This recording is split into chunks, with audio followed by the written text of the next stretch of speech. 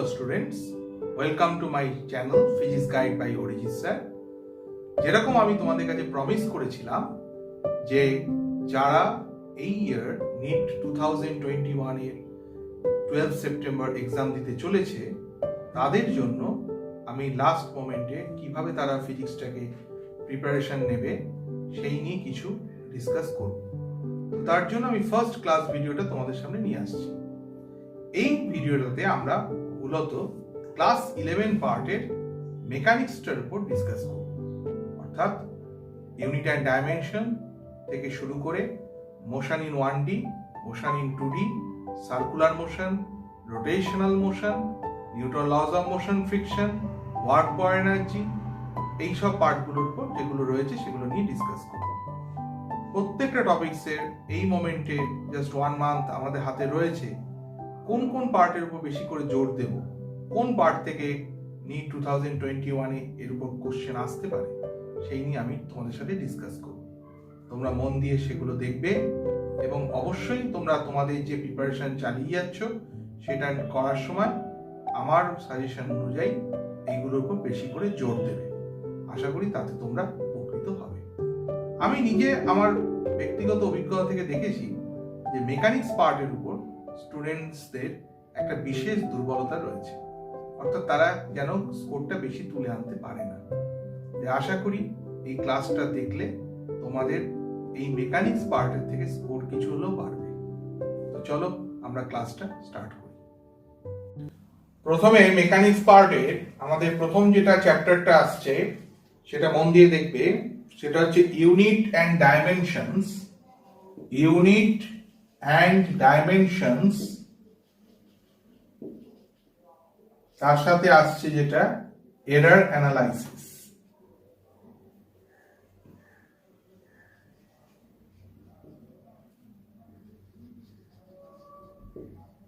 তো এই চ্যাপ্টারটা হচ্ছে আমরা সবসময় বলি যে স্টুডেন্টসরা দুর্বল ফিজিক্সে, বিশেষ করে মেকানিক্স পার্টের উপর, তাদের জন্য এই চ্যাপ্টারতে কিন্তু সবচেয়ে আগে কোশ্চেনটাকে তাকে কিন্তু স্কোর করতেই হবে।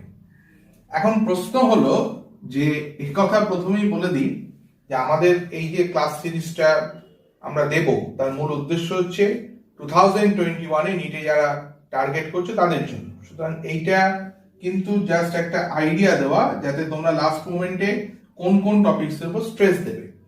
তাতে আমি প্রথমেই বলি যে unit and dimension and error অ্যানালাইসিসে আমি অবাক হব না যদি 2021 কোনো কোশ্চেন না আসে। কারণ হচ্ছে একটাই যে 2020-তে এটার উপর প্র্যাকটিক্যালি 3টে কোশ্চেন চলে এসেছে। একটা ইনস্ট্রুমেন্টের উপর, একটা ডাইমেনশনের উপর এবং আরেকটা হচ্ছে সেটা হচ্ছে তোমার সিগনিফিকেন্ট ফিগারস এর উপর। তাই যেহেতু এটা খুবই একটা অদ্ভুত ব্যাপার, কেন হলো আমি জানি না, কারণ প্রত্যেক বছর মোটামুটি ভাবে একটা ধারাবাহিকতা থাকে। 2টো অবধি কোশ্চেন আমরা অ্যালাউ দিতে দেখি, ঠিক আছে, কিন্তু 3টে কোশ্চেন এসে গেছে 2020-তে। তাই 2021-এ যদি এটা না দেয় unit and dimension error analysis থেকে, তবে অবাক হওয়ার কিছু নেই। কিন্তু তবুও আমার মনে হচ্ছে যে অন্তত একটা থেকে 2টো কোশ্চেন দেওয়া উচিত। কেন? কারণ এটা এমন একটা ফান্ডামেন্টাল চ্যাপ্টার যে এই চ্যাপ্টারটা বাদ দিয়ে কোশ্চেন করাটা খুব ডিফিকাল্ট। তো যদি কোশ্চেন আসে তাহলে কি প্রথমেই স্টুডেন্টরা তোমরা যেটার উপর জোর দেবে সেটা হচ্ছে অবশ্যই যেটার উপর জোর দেবে সেটা হচ্ছে কিন্তু এরর অ্যানালাইসিস। আমি কিন্তু একদম ডাইরেক্টলি বলছি যে সবচেয়ে ইম্পর্টেন্ট জায়গা যদি কোনো জায়গা থেকে থাকে সেটা হচ্ছে কিন্তু এরর অ্যানালাইসিস। এই পার্টটা হচ্ছে তোমাদের সবচেয়ে আগে জোর দিতে হবে এরর অ্যানালাইসিসের উপর। কেন? তার কারণটা হচ্ছে এরর অ্যানালাইসিসটা কিন্তু তোমাদের যারা 2021-এ বসতে চলেছো অন্তত পক্ষে কিন্তু তারা এরর অ্যানালাইসিসটাকে অতি অবশ্যই ভালো করে পড়বে। এখন এরর অ্যানালাইসিসের মধ্যে আমি একটু শর্টে বলে দিই যে এরর অ্যানালাইসিস মানে ইউনিট অ্যান্ড ডাইমেনশনের প্রথম ইম্পর্টেন্ট পার্ট যেটা 2021-এর জন্য আমি বেছে দিচ্ছি সেটা হচ্ছে, মানে তোমরা তো সবই পড়বে কিন্তু যেটা সম্ভাব্যভাবে সবচেয়ে বেশি জোর দেবে সেটা হচ্ছে এরর অ্যানালাইসিসের উপর। এবার আমার তো মানে ছোট করে আমি ডিসকাস করে দিচ্ছি যে কোন কোন পার্টের উপর এরর অ্যানালাইসিসে জোর দেবে। দেখো প্রথমেই বলে রাখি সবচেয়ে মেজর ইম্পর্টেন্ট জায়গা হচ্ছে পার্সেন্টেজ এরার। তাহলে এরার অ্যানালাইসিসে সবচেয়ে ইম্পর্টেন্ট জায়গা যেটার উপর তোমাদের জোর দিতে হবে সেটা হচ্ছে কিন্তু পার্সেন্টেজ এরার, অর্থাৎ পার্সেন্টেজ এরারের উপর কোশ্চেনটা কিন্তু সবচেয়ে আগে দরকার। তা এই পার্সেন্টেজ এরারের কোশ্চেন গুলো দুভাবে হতে পারে, একটা হচ্ছে তোমার পার্সেন্টেজ ডাইরেক্টলি দিতে পারে অথবা ডেটা বেসিসে দিতে পারে। আমি জাস্ট একটা এক্সাম্পল দেখাচ্ছি জাস্ট বোঝার সুবিধার জন্য। এক্সাম্পল হিসাবে ধরো আমি তোমাকে বলছি যে ধরো একটা ফিজিক্যাল কোয়ান্টিটি, এক্সাম্পল হিসাবে বলছি ধরো একটা physical quantity x equals to, আমি যেটা বলছি physical quantity x equals to যেটা দাঁড়াবে সেটা হচ্ছে a square b cube, a square b cube divided by c root d, c root d, a square b cube divided by c root d। তাহলে এই যদি তোমার দেওয়া থাকে ফিজিক্যাল কোয়ান্টিটিটা এবং তাতে এরার হিসাবে তোমাকে বলে দিয়েছে কোশ্চেনে গিভেন দেওয়া আছে যে ফিজিক্যাল কোয়ান্টিটি a, এই ফিজিক্যাল কোয়ান্টিটি a তার জন্য পার্সেন্টেজ এরার হচ্ছে 2%, ফিজিক্যাল কোয়ান্টিটি b তার জন্য percentage error 1%, physical quantity c তার জন্য পার্সেন্টেজ এরার যেটা রয়েছে c এর জন্য যেটা রয়েছে সেটা হচ্ছে 4%, c এর জন্য যেটা রয়েছে সেটা হচ্ছে 4%, এবং d ফিজিক্যাল কোয়ান্টিটি তার জন্য এরার গিভেন দেওয়া আছে ধরো তোমার সেক্ষেত্রে ওটাও 4%। এরকম চারটে ফিজিক্যাল কোয়ান্টিটি দেওয়া আছে। তুমি একদম স্ট্রেট পার্সেন্টেজ এরার করতে বললে, আমি যদিও যারা আমার কাছে ক্লাস পড়েছো আর কি তাদের নিশ্চয়ই মনে আছে যে আমি বিভিন্ন ভাবে প্রসেসে করেছিলাম, কিন্তু আপাতত যেটা বলছি শর্টকাটে করতে গেলে একদম del x by x into 100%। তার মানে যেটা আমি এখানে বলতে চাইছি সেটা যে পাওয়ার গুলোকে সামনে নিয়ে চলে আসবে 2 into del A by A plus এর পাওয়ার হচ্ছে 3 into del B by D plus del C by C plus half into del D by D. তাহলে half into del D by D. Clear? তাহলে এখান থেকে তুমি যেটা করবে into হচ্ছে তোমার 100%, পার্সেন্টেজে একদম যেহেতু ডেটাগুলো ডাইরেক্ট দেওয়া আছে সামনে একটা প্লাস মাইনাস কিন্তু বসাতে ভুলবে না, সামনে একটা প্লাস মাইনাস মাস্ট। তাহলে এখান থেকে যেটা দেখা যায় 2 ডেল এ বাই এ হচ্ছে 2%, 3 হচ্ছে কত 1%, প্লাস সি হচ্ছে তোমার 4% এবং ডি এর ক্ষেত্রে হচ্ছে 4%। একেবারে পার্সেন্টেজে বেরিয়ে গেল এবং প্লাস মাইনাস হচ্ছে 4 প্লাস 3 7 প্লাস 4 11 প্লাস মাইনাস 13%। এই হয়ে গেল পার্সেন্টেজ এরার।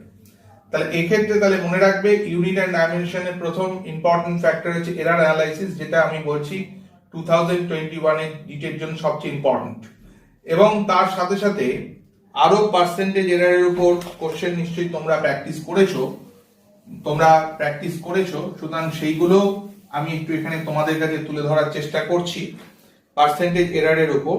যেমন ধরো আরেক ধরনের কোশ্চেন অন্তত অ্যাটলিস্ট তোমরা অবশ্যই করবে, সেটা হচ্ছে ডেটা বেসিস। ডেটা বেসিস বলতে মানে একটা কোয়ান্টিটিকে ডেটাতে তোমাকে দিয়ে দিচ্ছে, যেমন ধরো সাপোজ হচ্ছে ধরো একটা কোয়ান্টিটি ধরো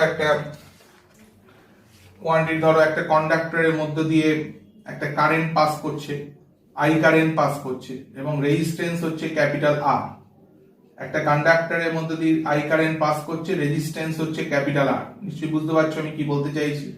তাহলে আই কারেন্ট পাস করছে, রেজিস্ট্যান্স হচ্ছে ক্যাপিটাল আর, টাইম টি। তাহলে সেক্ষেত্রে যে হিটটা তৈরি হবে সেই হিটের ফর্মুলা হচ্ছে H ইকুয়ালস টু কত I স্কয়ার আর টি।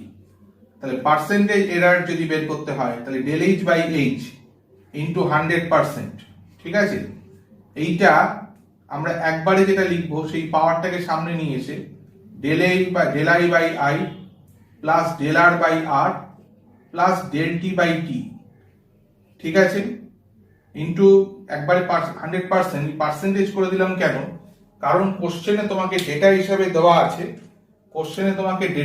দেওয়া আছে যে কারেন্ট, এইটা মেজারমেন্টে এরার তুমি ধরে নাও 2%, রেজিস্ট্যান্স এটা মেজারমেন্টে এরার হচ্ছে তোমার ধরে নাও 4% এবং টাইম সেটা মেজারমেন্টে এরার হচ্ছে তোমার 1%। তাহলে তিনটে ফ্যাক্টর এখানে দেওয়া আছে। তাহলে প্লাস মাইনাস 2, কারেন্ট মেজারমেন্টে এরার হচ্ছে কত?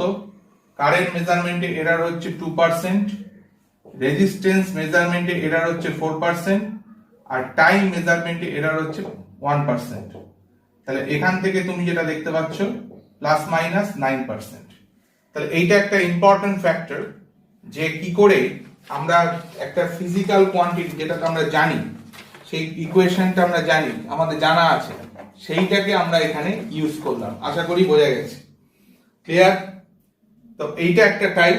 আমি এররের উপর একটু ছোট্ট করে বলে দিচ্ছি, তবে আমার ব্যক্তিগতভাবে মনে হয় না যে পার্সেন্টেজ এররের বাইরে ওরা অ্যাবসলিউট এরর বা মিন অ্যাবসলিউট এররের উপর জোর দেবে।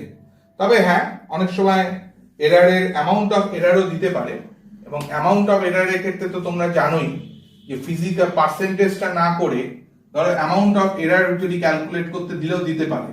মানে আমি বলতে চাইছি বারবার এররটাকে খুব ভালো করে পড়বে, কারণ এররের জায়গাটা থেকেই তোমাদের বেলায় কোশ্চেন আসার জায়গা আছে। এররের জায়গাটা থেকেই কোশ্চেন আসার মতো জায়গা রয়েছে। আরেকটা ধরনের কোশ্চেন যেটা হতে পারে সেটা হচ্ছে যে একদম ডাইরেক্ট ভ্যালু আর এরর হিসাবে ডাইরেক্ট দিয়ে দিল। ধরো সাপোজ একটা ব্লক রয়েছে, ব্লক নয়, একটা স্কোয়ার প্লেট রয়েছে। আমি জাস্ট একটা এক্সাম্পল দিচ্ছি আর কি। এটা লেন্থটা হচ্ছে এল আর ব্রেডটা হচ্ছে বি। তাহলে এলটার ভ্যালু হচ্ছে ধরো 5.0 ±0.1 সেন্টিমিটার, আর এখানে ব্রেডটা যেটা রয়েছে সেটা হচ্ছে 3.0 ±0.2 সেন্টিমিটার। ঠিক আছে? তা এখানে দুটো লেন্থ আর ব্রেডটা গিভেন দেওয়া আছে, তো তোমাকে এরিয়ার উপর জাজ করতে বলেছে। তা এরিয়া আমরা ফর্মুলাটা হচ্ছে জানি, যেটা সেটা হচ্ছে লেন্থ ইনটু ব্রেডথ। তাহলে সেক্ষেত্রে এরিয়ার পার্সেন্ট, এখানে দুটো লেন্থ আর ব্রেডটা গিভেন দেওয়া আছে, তো তোমাকে এরিয়ার উপর জাজ করতে বলেছে। তা এরিয়া আমরা ফর্মুলাটা হচ্ছে জানি, যেটা সেটা হচ্ছে লেন্থ ইনটু ব্রেডথ। তাহলে সেক্ষেত্রে এরিয়ার percent del A by A, that is equals to কত?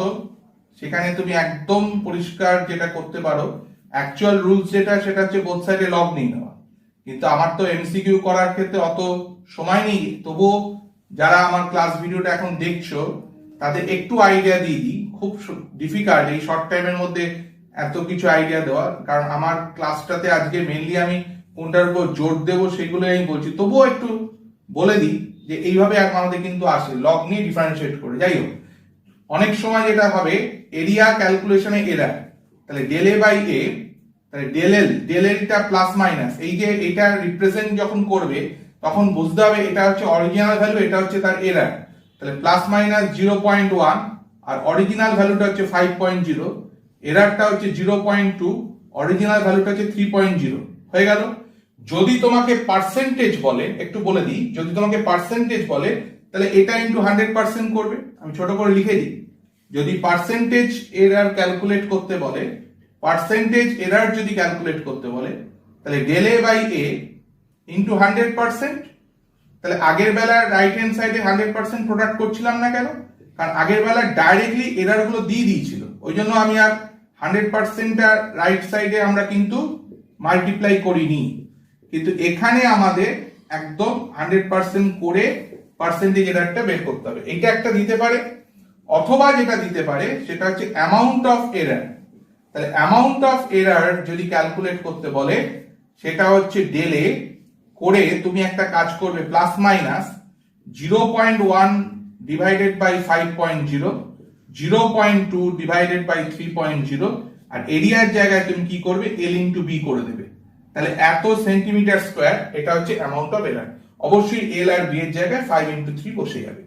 তাহলে আমি ছোট্ট করে বলে দিলাম এরারের পার্টটা বলে দিলাম। এবার এরারের সাথে সাথে যদি তোমাদের দুটো কোশ্চেন আসে 2021-এ, আমার বোন বলছে এরারটা থেকেই কোশ্চেন আসবে যদি দেয়।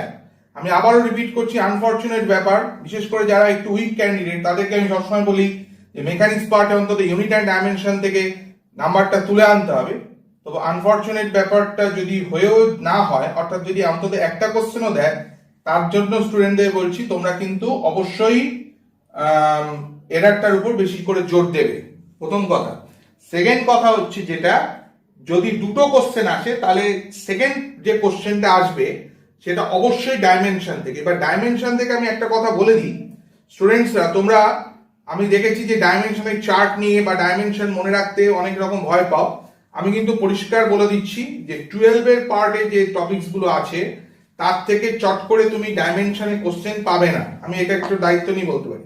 মেনলি তুমি যেটা পাবে সেটা হচ্ছে যে 11 পার্টের যে কোয়ান্টিটি গুলো আছে তার থেকে, যেরকম হচ্ছে অ্যাঙ্গুলার মোমেন্টাম, তারপর surface tension, coefficient of viscosity, thermal conductivity, stress, তারপর হচ্ছে তোমার গ্র্যাভিটেশনাল কনস্ট্যান্ট, তারপর তোমার হচ্ছে Boltzmann constant, universal gas constant, এই যে পার্টগুলো আছে অর্থাৎ যে চার্টগুলো 11 এর টপিকস থেকে আছে সেইগুলো কিন্তু ভালো করে পড়বে, কারণ যদি সেকেন্ড কোশ্চেনটা আসে তাহলে সেটা ডাইমেনশন থেকেই আসবে। আরেকটা কথা বলে দিই, এরারের তো অনেক রকম ভ্যারিয়েশন আছে, এখন এইটুকু টাইমের মধ্যে তো বলা সম্ভব না, তবুও আমি যেটা বেশি ইম্পর্টেন্ট সেটা একটু ছোট করে ডিসকাস করে দিলাম।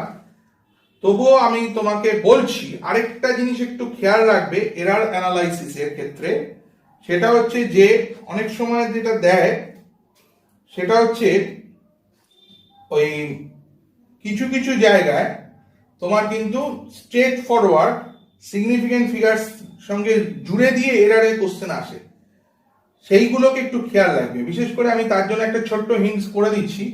এই যে যেমন ধরো লেন্থ, এটাকে লিখেছি 5.0 প্লাস মাইনাস 0.1, এইটা লেখার কারণটা কি?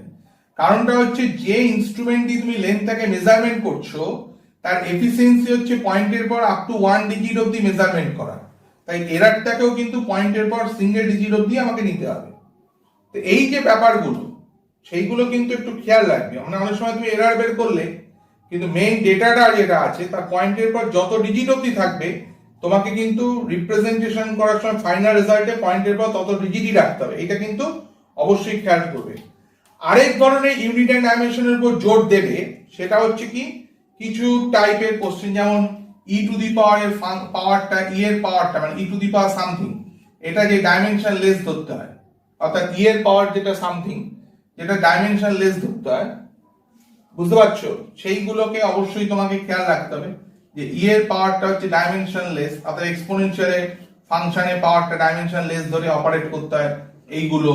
তারপর সেম কোয়ান্টিটির মধ্যে সামেশন অ্যাডিশন, সেম কোয়ান্টিটি যাদের সেম ডাইমেনশন কোয়ান্টিটির মধ্যে অ্যাডিশনাল সাবট্রাকশন হয় সেইটা দ্বারা অ্যাডিশনাল এবং সাবট্রাকশন তাদের মধ্যে পসিবল, সেইগুলোকে কিন্তু খেয়াল রাখতে হবে। এইগুলো ছোট ছোট পার্টের উপর নিশ্চয়ই তোমরা স্ট্রেস দেবে। তো আশা করি এই হচ্ছে ব্যাপার, কিন্তু আমার মনে হচ্ছে না যে ইনস্ট্রুমেন্টের উপর কোনো কোশ্চেন তোমাদের আসবে বলে আমার মনে হচ্ছে না। প্রথম প্রায়োরিটি দেবে যেটা এরার অ্যানালাইসিস একদম খুঁটি খুঁটি পড়বে, তারপর ডাইমেনশন। আরেকটা জায়গায় একটু পাওয়ার, আরেকটা জায়গার উপর একটু জোর দেবে সেটা হচ্ছে ইকুয়েশন সেটা, মানে ওই যে একটা কোয়ান্টিটি দিয়ে দিল তাকে something to the power X, something to the power Y, something to the power Z করে লেফট হ্যান্ড সাইড আর রাইট হ্যান্ড সাইড কম্পেয়ার করে ইকুয়েশন সেট আপ করে করা, ওইগুলোর উপর জোর দেবে মোটামুটি হবে। এই হচ্ছে ইউনিট এন্ড ডাইমেনশনের উপর আমার বলার বিষয়। ছোট করে আমি একটা আইডিয়া দিলাম যে লাস্ট মোমেন্টে কিভাবে কোনটার উপর জোর দিতে হবে। এইবার আমরা চলে আসছি নেক্সট টপিক যেটা, সেটা হচ্ছে ভেক্টর। ভেক্টরের উপর আমাদের কোশ্চেন কি আসবে সেটা হচ্ছে প্রথম কথা। ইউনিট অ্যান্ড ডাইমেনশন যেটা আমাদের নিশ্চয়ই বোঝা গেল, এবং আমি আবারও বলছি ইউনিট অ্যান্ড ডাইমেনশন থেকে যদি কোশ্চেন দেয় আমার মতে দেওয়া উচিত, যদি দেয়, কারণ আমি একটু ভয় পাচ্ছি একটাই কারণে, যেহেতু লাস্ট ইয়ার 3টে কোশ্চেন চলে এসেছে, তবুও আমি বলবো যে এখনো আমি বলবো যে ইউনিট অ্যান্ড ডাইমেনশন সবসময়ের জন্য ইম্পর্টেন্ট একটা জায়গা। যাই হোক, ভেক্টরের উপর আমি একটা কথাই বলবো যে ভেক্টরের উপর কোশ্চেন তোমাদের বেলা আসবে। এখন প্রশ্ন হচ্ছে ভেক্টরটাকে আগে ভাগ করে নিতে হবে। ভেক্টরটাকে ভাগ করে নিতে হবে মানে কি কি আছে ভেক্টরের মধ্যে, ভেক্টরের মধ্যে যেটা আরো ইম্পর্টেন্ট একটা জায়গা। যাই হোক, ভেক্টরের উপর আমি একটা কথাই বলবো যে ভেক্টরের উপর কোশ্চেন তোমাদের বেলা আসবে। এখন প্রশ্ন হচ্ছে ভেক্টরটাকে আগে ভাগ করে নিতে হবে। ভেক্টরটাকে ভাগ করে নিতে হবে মানে কি কি আছে ভেক্টরের মধ্যে। ভেক্টরের মধ্যে যেটা রয়েছে সেটা হচ্ছে মেইনলি ওরা জোর দেয় কিসের উপর, একটা প্রথম প্রায়োরিটি দেয় যেটা dot product and cross product. Dot product and cross product এটা হচ্ছে ফার্স্ট প্রায়োরিটি, ঠিক আছে। সেকেন্ড প্রায়োরিটির জায়গায় যেটা রয়েছে, সেকেন্ড ইম্পর্টেন্ট সেগমেন্ট, সেটা হচ্ছে রেজাল্টেন্ট ভেক্টর। তো রেজাল্টেন্ট ভেক্টর এইটা আমরা কিন্তু যেটা দেখে থাকি যে resultant vector for two vectors and more than two vectors, for two vectors and more than two vectors.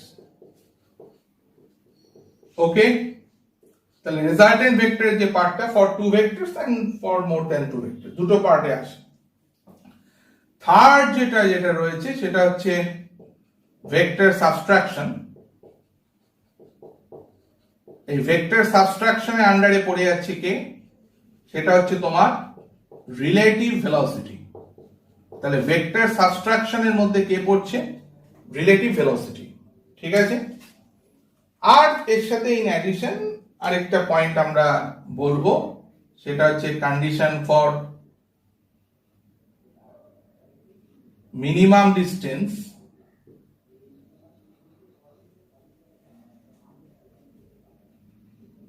and minimum time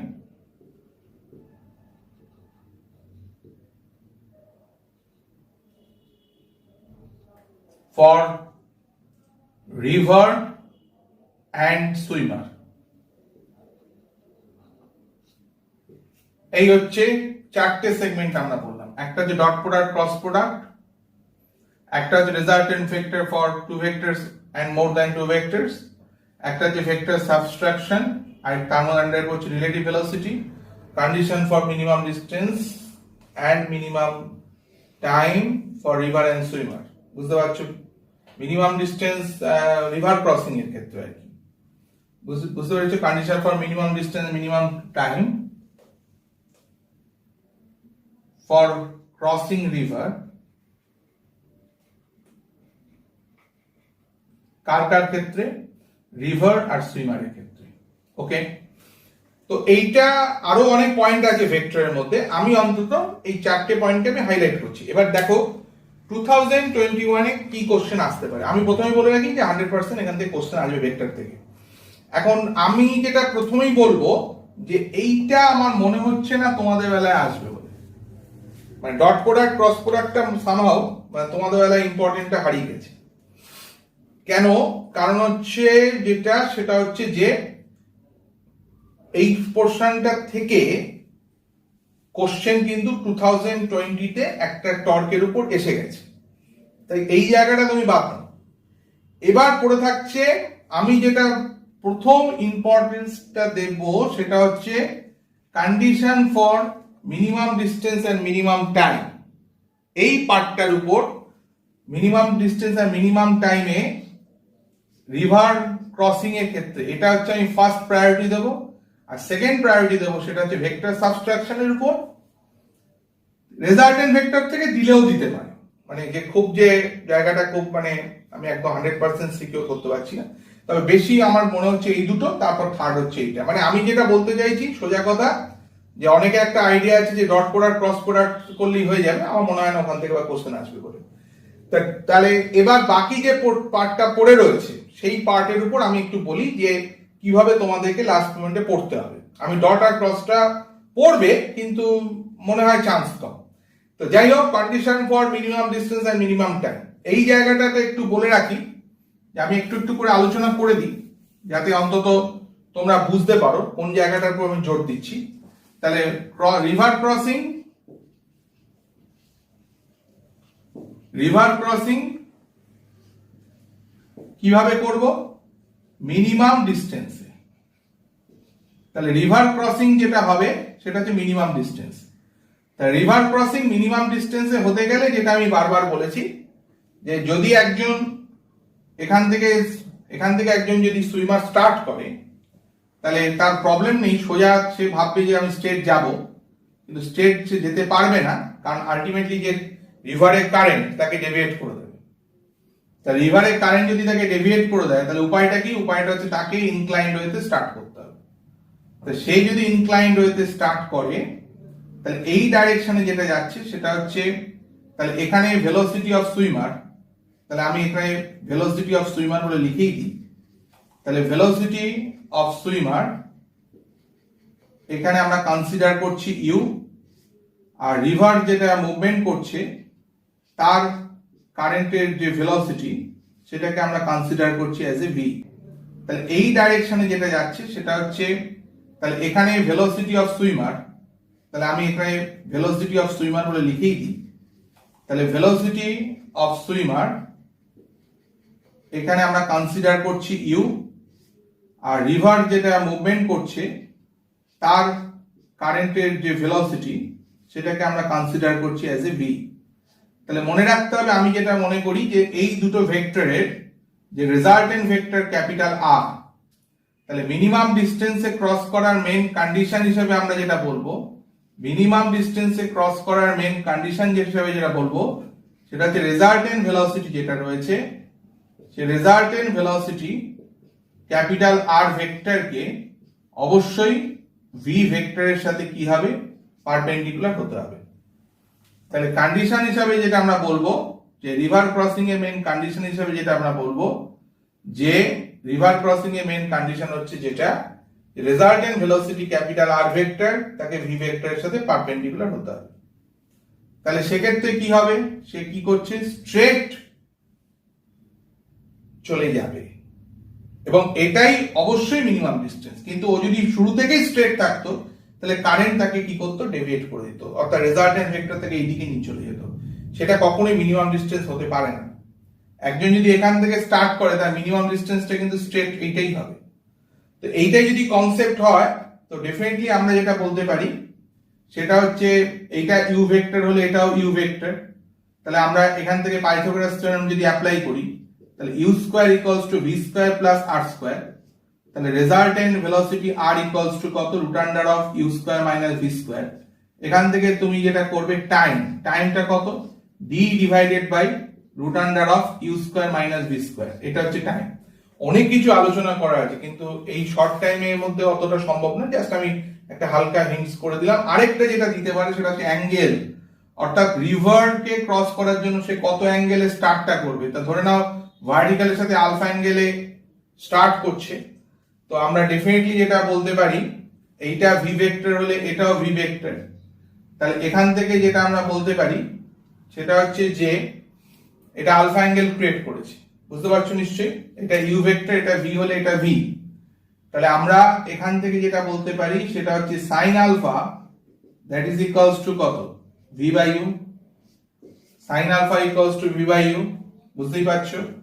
এটা আলফা যদি কনসিডার করো তাহলে সাইন আলফা ইকুয়ালস টু কত হবে, ভি বাই ইউ। তাহলে এখান থেকে তুমি আলফা অ্যাঙ্গেলটা কত পাবে, এই আলফা অ্যাঙ্গেলটা যেটা পাবে sine inverse V by U. তাহলে কতটা অ্যাঙ্গেল ক্রিয়েট করবে, কতটা অ্যাঙ্গেলে তাকে সুইমারকে স্টার্ট করতে হবে, সেই অ্যাঙ্গেলটা অবশ্যই যেটা হবে 90 ডিগ্রি প্লাস আলফা। এই অ্যাঙ্গেলে স্টার্ট করলে কি হবে, আলটিমেটলি রেজাল্টেন্ট ভেলোসিটিটা স্ট্রেট চলে যাবে। ক্লিয়ার? দুটো পয়েন্ট বললাম, আরো অনেক পয়েন্ট আছে, আপাতত বেসিক ভাবে দুটো পয়েন্ট আমি বলে দিলাম যে রিভার ক্রসিং এ মিনিমাম ডিস্টেন্স রিভার ক্রসিং এর ক্ষেত্রে যেটা ইম্পর্টেন্ট। এর সাথে হচ্ছে মিনিমাম টাইম। মিনিমাম টাইমের ক্ষেত্রে ভাই তোমাকে মনে রাখতে হবে, মিনিমাম রিভার ক্রসিং এ মিনিমাম টাইমের ক্ষেত্রে আমি একটা কথাই বলবো যে মিনিমাম টাইমে তাকে ক্রস করতে বলেছি। তাহলে আজকে যদি এসে এখান থেকে স্টার্ট করে তাহলে সোজা থেকে স্টার্ট করতে হবে। মিনিমাম টাইমে করতে গেলে সুইমারকে কি করতে হবে, পারপেন্ডিকুলার ডিরেকশনে স্টার্ট করতে হবে। ঠিক আছে, প্রথম কথা হচ্ছে মিনিমাম টাইমে ক্রস করতে গেলে সুইমারকে পারপেন্ডিকুলার ডিরেকশনে স্টার্ট করতে হবে, অর্থাৎ টুয়ার্ডস নর্থ। এবং অ্যাঙ্গেলটা কত করতে হবে, অ্যাঙ্গেলটা কত করতে হবে, 0 ডিগ্রি। অর্থাৎ তাকে কি করতে হবে, পারপেন্ডিকুলার ডিরেকশনে স্টার্ট করতে হবে টুয়ার্ডস নর্থ, এবং অ্যাঙ্গেলটা কত, 0 ডিগ্রি। ভালো কথা। তাহলে আজকে এখানে যদি সে সুইমার যদি ইউ ভেলোসিটিতে পারপেন্ডিকুলার ডাইরেকশনে স্টার্ট করে, রিভার যাচ্ছে ভি ভেলোসিটিতে, কারেন্টটা যেটা ফ্লো করছে, তাহলে রেজাল্টেন্ট হচ্ছে যেটা তাকে এই ডাইরেকশনে নিয়ে যাবে, কোনো আপত্তি নেই। এবং সেখান থেকে আমরা কি বলতে পারি, ওটা ও এবং এটা হচ্ছে তোমার এ পয়েন্ট, এটা হচ্ছে বি পয়েন্ট। ঠিক আছে, ও এ বি। তাহলে এখানে হচ্ছে সি, সিটা কোথায় গিয়ে হিট করছে, ডি তে। আর যাওয়া উচিত ছিল কোনটা, এই পয়েন্টে যাওয়া উচিত ছিল, কিন্তু ওই পয়েন্টে যাবে না। অর্থাৎ সুইমার যদি স্ট্রেট টার্গেট করে এই পয়েন্টে যাওয়ার, কারেন্ট তাকে ডেভিয়েট করে ওখানে নিয়ে গেল। কিন্তু আমি জোর দিচ্ছি কিন্তু যে মিনিমাম টাইমে স্টার্ট করতে গেলে তাকে পারপেন্ডিকুলার ডিরেকশনেই যেতে হবে। কেন এত জোর দিচ্ছি কেন সেটা বুঝে নাও। এটা ভি হলে এটাও ভি, ঠিক আছে? তাহলে এটা ভি হলে এটাও ভি, তাহলে resultant velocity R equals to কত? Root under of U square plus V square. তাহলে অ্যাকচুয়ালি টাইমটা হওয়া উচিত কত? অ্যাকচুয়ালি ও থেকে ডি তে গেল, কারণ যদি সে সোজা স্টার্ট করে রেজাল্টেন্টটাকে ওইদিকে নিয়ে গেছে, তাহলে টাইমটা কত হওয়া উচিত? টাইমটা হওয়া উচিত ওডি ডিভাইডেড বাই আর। এই টাইমটাতে হওয়া উচিত, অর্থাৎ OD divided by root under of U square plus V square. এই টাইমে তার যাওয়া উচিত। কথাটা ক্লিয়ার কি ক্লিয়ার না? উচিত, কথাটা ক্লিয়ার কি ক্লিয়ার না? কিন্তু এটাই যে মিনিমাম টাইম, সেটা বুঝবো কি করে? তুমি একদম স্ট্রেট চলে যাও যে from triangle O AC similar triangle O ED, এই দুটো সিমিলার ট্রায়াঙ্গেল ওএসি আর ওইডি। তাহলে আমরা এখান থেকে কি বলতে পারি? OE divided by OA that is equals to OD divided by OC that is equals to কত? ইডি ডিভাইডেড বাই কত? এসি। তাহলে ওই মানে হচ্ছে ডি ডিস্টেন্স, মানে যে ডি ডিস্টেন্সটা কভার করছে। ও এ দিয়ে ইউ ভেলোসিটি, ওডি মানে হচ্ছে যে অরিজিনালি যে ট্র্যাকে যাচ্ছে, ওসি মানে হচ্ছে রেজাল্টেন্ট ভেলোসিটি আর, ঠিক আছে? আর ইডি ডিভাইডেড বাই কত? এসি। এসিটা কার সাথে ইকুয়াল? ভি এর সাথে ইকুয়াল। এখানে আমি দুটো কথা বলবো, সেটা হচ্ছে তুমি যদি মন দিয়ে দেখো এই ইকুয়েশনটা দেখো, তাহলে এই যে ইকুয়েশনটা প্রুফ করে দিচ্ছে যে পারপেন্ডিকুলার ডাইরেকশনে স্টার্ট করলে যদিও সে পারপেন্ডিকুলার থাকলো না, সেক্ষেত্রে ওডি বাই আর এইভাবে সে মুভমেন্ট করছে, সেক্ষেত্রে মিনিমাম টাইমটা তুমি কার সাথে ইকুয়াল দেখতে পাচ্ছ? ডি বাই ইউ এর সাথে ইকুয়াল পাচ্ছ। এটা হচ্ছে প্রথম কথা। তার মানে তোমাদেরকে আমি একটা কথাই বলবো যে মিনিমাম টাইম ক্যালকুলেট করতে গেলে দুটো কথা মাথায় ঢুকিয়ে নাও। একটা হচ্ছে সুইমারকে পারপেন্ডিকুলার ডাইরেকশনে স্টার্ট করতে হবে, এবং মিনিমাম টাইমটা হচ্ছে কত? D by U. মিটে গেল। আর যদি তোমাকে কোশ্চেন করে যে কতটা সে সরে গেছে, অর্থাৎ যখন মিনিমাম ডিস্টেন্সে যাচ্ছে তখন সে কিন্তু মিনিমাম ডিস্টেন্সে যাওয়ার সময় সে কিন্তু স্ট্রেট অপোজিট পয়েন্টে রিচ করবে। অনেক সময় কিন্তু তোমাকে মিনিমাম ডিস্টেন্স কথাটা বলবে না, বলবে যে সুইমার অপোজিট পয়েন্টে রিচ করলো, তার মানে বুঝতে হবে ওটাই মিনিমাম ডিস্টেন্স। কিন্তু মিনিমাম টাইমের সময় অপোজিট পয়েন্টের দিকে টার্গেট করে স্টার্ট করলেও আলটিমেটলি সে কি করছে? ডেভিয়েট করে ডি পয়েন্টে চলে যাচ্ছে। তাহলে কতটা ডেভিয়েট করেছে, অর্থাৎ মেইন ট্র্যাক থেকে কতটা ডেভিয়েট করেছে? ইডি। এই ইডিটা তোমাকে এই ইকুয়েশন থেকে জাস্ট তুমি মনে রাখ, ইডি ইকুয়ালস টু কত? D into V by U. এইটা একটু মাথায় রাখবে যে অরিজিনাল ট্র্যাক থেকে কতটা ডেভিয়েট করেছে তার ভ্যালুটা হচ্ছে কত? ইডি ডিভাইডেড বাই কত?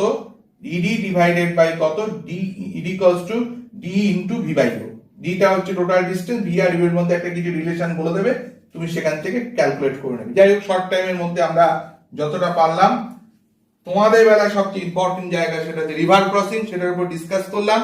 ভেক্টর পার্টের রিভার্স সুইমারের পর যেটা তোমাদেরকে জোর দিতে হবে সেটা হচ্ছে resultant vector for two vectors. আমি বলবো মোর দ্যান টু ভেক্টর খুব একটা আসে না, তবুও দেখে রাখবে, কিন্তু রেজাল্টেন্ট ভেক্টর ফর টু ভেক্টরসটাই মোস্ট ইম্পর্টেন্ট। এবার resultant vector for two vector rivers সুইমারটা সবচেয়ে বেশি ইম্পর্টেন্ট আমার মনে হচ্ছে। এবং resultant vector for two vectors এর ক্ষেত্রে অবশ্যই যেটা মাথায় রাখবে সেটা হচ্ছে আমার একটাই ফর্মুলা, সেটা হচ্ছে magnitude of resultant vector mod of R. তাহলে ম্যাগনিটিউড অফ রেজাল্টেন্ট ভেক্টর, তাহলে magnitude of the resultant vector that is mod of r, that is equals to root under of p square plus q square plus 2pq cos theta. তাহলে magnitude of the resultant vector mod of r, that is equals to root under of p square plus q square plus 2pq cos theta.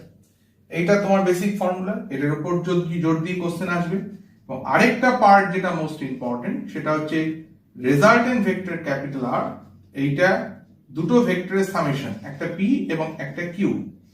তা আমরা প্রত্যেকেই জানি যে parallelogram যেটা তুমি draw করছো, সেই প্যারালোগ্রাম যেটা তুমি ড্র করছো তার রেজাল্টেন্ট ভেক্টরটা হচ্ছে কত?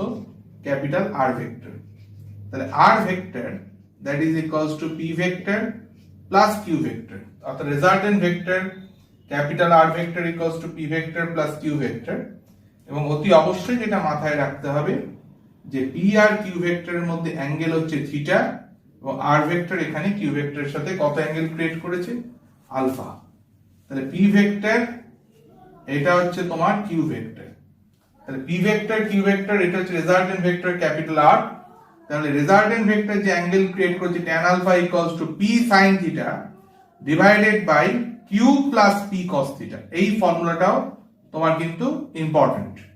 তো এই দুটো ফর্মুলার উপর বেস করে যেসব এমসিকিউ গুলো আসে সেগুলোকে অতি অবশ্যই তোমাদের মাথায় রাখতে হবে। তবে আমি যেটা বলবো যে একটা জায়গায় স্টুডেন্টদের অবশ্যই মাথায় রাখা উচিত, সেটা হচ্ছে যখন কন্ডিশনটা হচ্ছে এইরকম যে resultant vector capital R equals to resultant vector capital R vector equals to P vector plus Q vector, যদি রেজাল্টেন্ট ভেক্টর কোনো একটা ভেক্টরের সাথে যদি পারপেন্ডিকুলার থাকে, তাহলে এইটা হচ্ছে পি ভেক্টর, এইটা হচ্ছে পি ভেক্টর, এইটা হচ্ছে কিউ ভেক্টর, এবং এইটা হচ্ছে তার রেজাল্টেন্ট ভেক্টর ক্যাপিটাল আর। তাহলে এখানে রেজাল্টেন্ট ভেক্টরটা কিউ ভেক্টরের সাথে কি আছে, পারপেন্ডিকুলার। তাহলে এইটা পি হলে অটোমেটিক্যালি এটাও পি। তাহলে তখন কিন্তু তুমি এই ফর্মুলাটার দিকে চলে যাবে যে P square equals to R square plus Q square. মনে থাকবে নিশ্চয়ই, যখন তুমি দেখবে যে দুটো ভেক্টর রেজাল্টেন্ট তো আর কোনো একটা কারোর সাথে পারপেন্ডিকুলার আছে, তার সঙ্গে সঙ্গে তুমি এটা ইউজ করবে। আরেকটা যেটা ইম্পর্টেন্ট যেটা ইউজ করার দরকার আছে এখানে, সেটা হচ্ছে টোটাল পি আর কিউ এর মধ্যে অ্যাঙ্গেল যদি থিটা হয়, তাহলে tan 90 ডিগ্রি ইকুয়ালস টু তাহলে কি হবে, P sin theta divided by Q plus P cos theta. তাহলে tan 90 হচ্ছে যদি এটা হয়, তাহলে cot 90 হচ্ছে 0, that is equals to q plus p cos theta. tan 90 infinity to cot 90 0, তাহলে cot 90 হচ্ছে 0, তাহলে q plus p cos theta, তাহলে cos theta equals to, অর্থাৎ দুটো সেই সময় দুটো ভেক্টরের মধ্যে অ্যাঙ্গেলটা কত, মাইনাস কিউ বাই পি। তাহলে cos theta এর ভ্যালু যেটা তুমি দেখতে পাবে এটা হচ্ছে minus Q by P. tan 90 হচ্ছে এত, cot 90 হচ্ছে 0, q plus p cos theta 0, তাহলে cos theta equals to কত, মাইনাস কিউ বাই পি। তা এইটার উপর কিন্তু বিশেষ করে জোর দিতে হবে।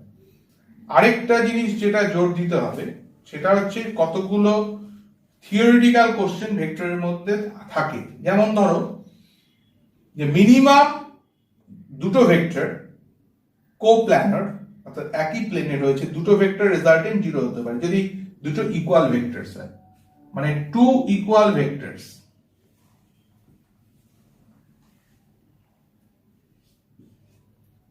মিনিমাম নাম্বার, এবং অবশ্যই তারা কোপ্ল্যানার,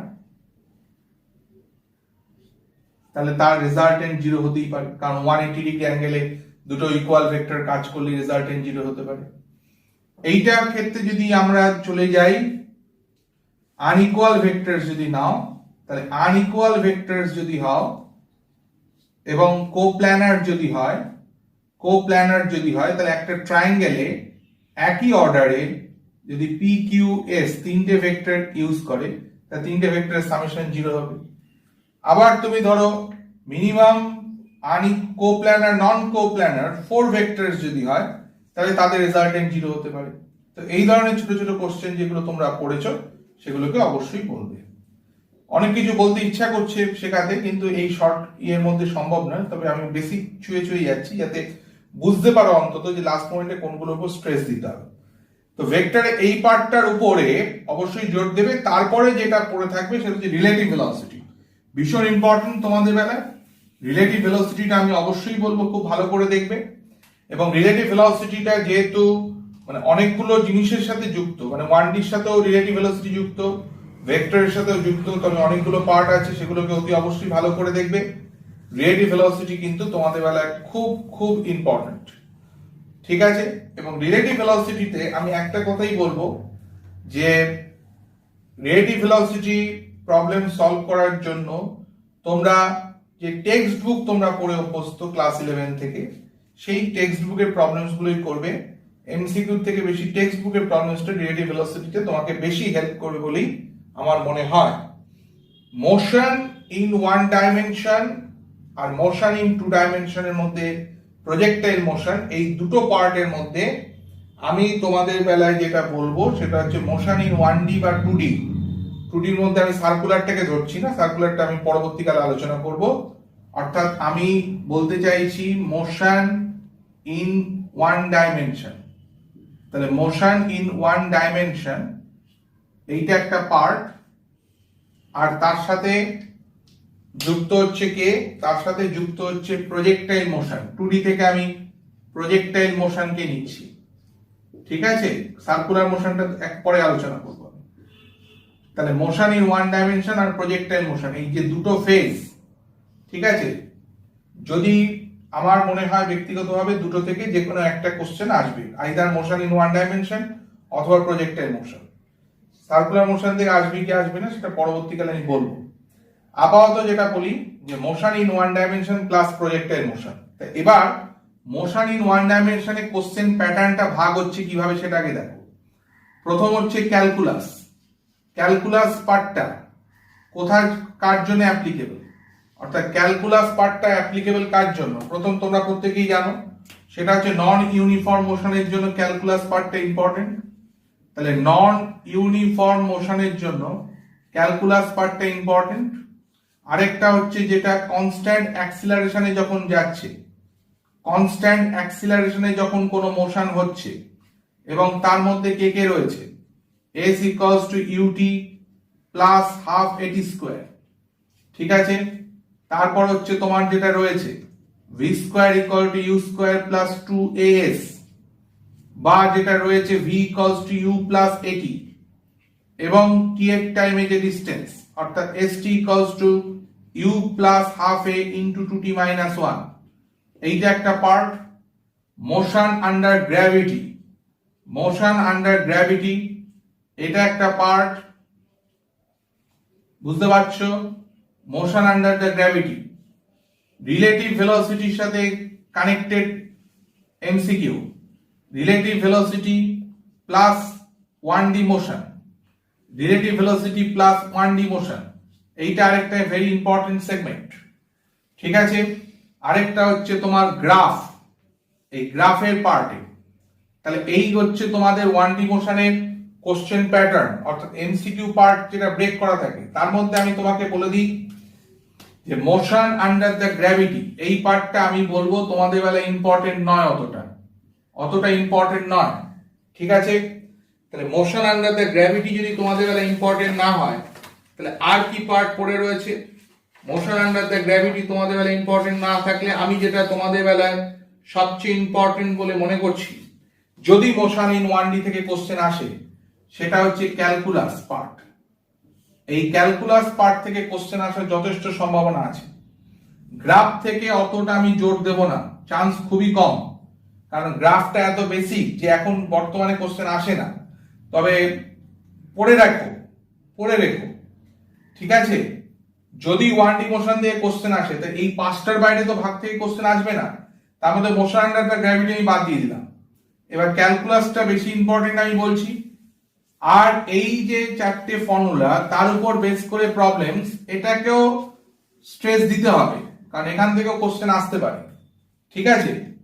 আর গ্রাফ থেকে অতটা চান্স নেই, কিন্তু যেটা কোশ্চেন যদি একটু টাফের দিকে যায়, তখন কিন্তু রিলেটিভ ভেলোসিটি আর 1D মোশন পাঞ্চ করে কোশ্চেন আসতে পারে। বিশেষ করে যেহেতু ভেক্টর থেকে ক্রস প্রোডাক্ট ডট প্রোডাক্টটা তোমাদের বেলা আশা করছি অফ হবে, সুতরাং বাকি যে পার্টটা পড়ে রয়েছে তার মধ্যে রিলেটিভ ভেলোসিটি কিন্তু রয়েছে।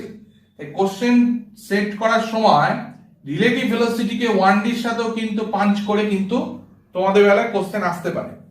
তাই এই পার্টটার উপর যে কোশ্চেন গুলো তোমরা সলভ করবে এমসিকিউ বুক থেকে, যেগুলো সলভ করবে, বা আমার কাছে ডাইরেক্ট যারা ক্লাস করেছো তাদের নিশ্চয়ই জানো যে রিলেটিভ ভেলোসিটি আর 1D মিলিয়ে আমি একটা আলাদা করে সেগমেন্ট কোশ্চেন করিয়েছিলাম, সেগুলোকে অতি অবশ্যই করবে। তো এই জায়গাটা তোমরা বাকি যারা আমার কাছে ক্লাস করোনি তাদেরকে আমি একটু হিন্টস করে দিচ্ছি, যেগুলো রিলেটিভ ভেলোসিটি মানে একটা ধরো দুটো পার্টিকেল মুভ করছে, একটা সাডেন ডিস্টেন্স রয়েছে, কতক্ষণে ক্রস করবে, সেক্ষেত্রে relative initial velocity, relative acceleration, এগুলো ধরে ক্যালকুলেট করা, বা এই ধরনের কোশ্চেন গুলো রিলেটিভ ভেলোসিটির সাথে 1D মোশনে মিক্সড যে জোন সেই কোশ্চেনটা কিন্তু দেখে রাখবে, কারণ অনেক সময় কি হতে পারে ওরা ভেক্টরটা আর 1D মিলিয়ে একটা কোশ্চেন সেট করে দিল। কিন্তু ক্যালকুলাসটা ভীষণ ইম্পর্টেন্ট নন ইউনিফর্ম মোশনের ক্ষেত্রে। আর অবশ্যই কনস্ট্যান্ট অ্যাক্সিলারেশনটাও ভীষণ ইম্পর্টেন্ট এই সেগমেন্টে। কিন্তু মোশন আন্ডার দ্য গ্র্যাভিটিটা আমি খুব একটা জোর দিচ্ছি না, কারণ হচ্ছে আসবেই না, ধরে নিতে পারো, গ্রাফ থেকেও আশা করি আসবে না। আমি যেটা মনে করছি সেটা হচ্ছে 1D মোশনের থেকে তোমাদের বেলায় বেশি ইম্পর্টেন্ট হচ্ছে প্রজেক্টাইল মোশন। মানে এরকম ভাবে তো আমি কি বলছি যে 1D আর প্রজেক্টাইল দুটো থেকেই একটা একটা করে কোশ্চেন আসবে না, এটা তুমি ধরে নিতে পারো। আইদার 1D থেকে আসবে বা প্রজেক্টাইল থেকে আসবে। আমি তোমাকে বলছি প্রজেক্টাইলটা 1D থেকেও বেশি ইম্পর্টেন্ট তোমাদের বেলা 2021-এ 12 সেপ্টেম্বর নিট যারা দিচ্ছ। এবার প্রশ্ন হচ্ছে তাহলে কি 1Dটা ইম্পর্টেন্ট না? ইম্পর্টেন্ট আছে। কিভাবে? অনেক সময় দেখা যাবে 1D থেকেও কোশ্চেন দিতে পারে, কিন্তু দুটো মিলিয়ে একটা ডেফিনিট কোশ্চেন তুমি পাবে। আবার এরকমও হতে পারে যে 1Dর সাথে ভেক্টরকে মিশিয়ে দিয়ে দিল, মানে সেটা কিভাবে আসলো, আইদার তোমার রিলেটিভ ভেলোসিটিতে 1D মিক্স করে দিতে পারে, অথবা এই ক্যালকুলাসের মধ্যে ভেক্টরটাকে ঢুকিয়ে দেবে। কিরকম? ধরো একটা পার্টিকেল এক্স অ্যাক্সিস বরাবর একটা ডিস্টেন্সে যাচ্ছে, তাকে ডিফারেন্সিয়েট করে তুমি তার অ্যালং এক্স অ্যাক্সিস ভেলোসিটি পেলে। আবার ওয়াই অ্যাক্সিসের ডিস্টেন্স বলে দিয়েছে, ডিফারেন্সিয়েট করে ওয়াই অ্যাক্সিসের ভেলোসিটি পেলে, তারপর resultant velocity root under of vx square plus vy square করলে। এই যে কনসেপ্টটা, এটা কিন্তু তোমার কিন্তু ভেক্টর একটা পাঞ্চ এসে গেল। তাই এরকম ভাবেও কিন্তু দেখা যায় যে ভেক্টর থেকে 1D মিশিয়ে একটা দিয়ে দিল, তখন প্রজেক্টাইল থেকে একটা সেপারেট কোশ্চেন দিতে পারে। কিন্তু আমার ব্যক্তিগত অভিমত যে তোমাদের বেলায় প্রজেক্টাইলটা বেশি ইম্পর্টেন্ট। প্রজেক্টাইলে আমি কিন্তু পরিষ্কার বলে দিচ্ছি দুটো টাইপের প্রজেক্টাইল, এবং বেসিক পড়াশোনা করবে। কোন চ্যাপ্টারকে বিশাল কিছু হাইফাই কোশ্চেন আসবে এটা ভাবার কোনো দরকার নেই। প্রজেক্টাইল মোশনের জায়গাটা আমি বলছি কোশ্চেন সোজাই হবে, বেসিক কোশ্চেন দেবে। প্রজেক্টাইল মোশন ঠিক আমি অনেকগুলো টাইপ বা আমার ক্লাস ভিডিও একটা ইউটিউবে এসেওছে, তোমরা দেখতে পারো প্রজেক্টাইল মোশন যেটা সিরিজ চলছে। তো প্রজেক্টাইল মোশনে আমি 5খানা টাইপ বলেছি, তার মধ্যে ইনক্লাইন প্লেন নিচের ক্যান্ডিডেটদের পড়ার কোনো দরকার নেই, আমি আগেই বলে দিচ্ছি। তোমরা ভাই দুটো প্রজেক্টাইলের উপরই জোর দেবে, একটা হচ্ছে গ্রাউন্ড থেকে একটা পার্টিকেল থ্রো করা, এবং আরেকটা হচ্ছে একটা সাডেন হাইট থেকে হরাইজন্টাল ডাইরেকশনে থ্রো করা, যেটা গ্রাউন্ডে গিয়ে হিট করছে। এই দু ধরনের প্রজেক্টাইলই তোমাদের বেলা হচ্ছে সবচেয়ে বেশি ইম্পর্টেন্ট। কথা বোঝা যাচ্ছে? এই দুই ধরনের প্রজেক্টাইলই তোমাদের কিন্তু জোর দিতে হবে, একদম এক্স্যাক্টলি। তার মধ্যে আমি তাও বলে দিচ্ছি তোমাদেরকে যে এই যে একটা সাডেন হাইট থেকে হরাইজন্টাল ডাইরেকশনে একটা পার্টিকেলকে থ্রো করা এবং গ্রাউন্ডে হিট করছে, এইটা অনেক সময় এরকম ভাবে দিতে পারে যে একটা এরোপ্লেন থেকে একটা বোম ফেলে দেওয়া হচ্ছে, সেটা হরাইজন্টাল ডাইরেকশনে গ্রাউন্ডে গিয়ে হিট করছে। অথবা এরকম হতে পারে দুটো ওয়াল রয়েছে, দুটো প্যারালাল ওয়াল রয়েছে, এখান থেকে একটা গান থেকে বুলেট থ্রো করলাম, সেটা ট্র্যাজেক্টরি পাথ ফলো করে এখানে একটা টার্গেটে হিট করছে। মেন কথা হচ্ছে একটা সাডেন হাইট এবং হরাইজন্টাল ডাইরেকশনে থ্রো করা, এই কনসেপ্ট যেটা দেখবে তখন এই প্রজেক্টাইলের মধ্যে পড়ে যাবে। এবং সেক্ষেত্রে তোমাকে একটা জিনিসই মাথায় রাখতে হবে যে ইউ ভেলোসিটিতে থ্রো করলে ভার্টিক্যাল কম্পোনেন্ট কত, ইউ cos 90 0। তাহলে এই যে সাডেন হাইটটা সে ক্রস করছে, তাহলে h equals to 0 plus half gt square. R range যেটা হবে অর্থাৎ অ্যালং এক্স অ্যাক্সিস যে ডিসটেন্স যাবে সেটা হচ্ছে সিম্পল u into t, ব্যাস, আর কিছু বিশেষ কিছু না। তাই প্রজেক্টাইল মোশনটার উপর জোর দিয়ে কোশ্চেন করবে, সলভ করবে। এবং হরাইজন্টালি ইউ ভেলোসিটিতে থ্রো করাকে, ইউ ভেলোসিটিতে থিটা অ্যাঙ্গেলে যখন থ্রো করছে, তার রেঞ্জের ফর্মুলা, তার হাইটের ফর্মুলা, টোটাল টাইম অফ ফ্লাইটের ফর্মুলা, তার থেকে ইকুয়েশন দিয়ে কিভাবে কোশ্চেন আসতে পারে, এই সব বিভিন্ন পার্ট যেগুলো আমরা ডিসকাস করেছি সেটা করবে। তবে আমার অভিমত হচ্ছে প্রজেক্টাইল মোশন তোমাদের বেলা ইম্পর্টেন্ট, কিন্তু তারপরেও বলছি মোশন ইন 1D থেকেও কোশ্চেন আসতে পারে।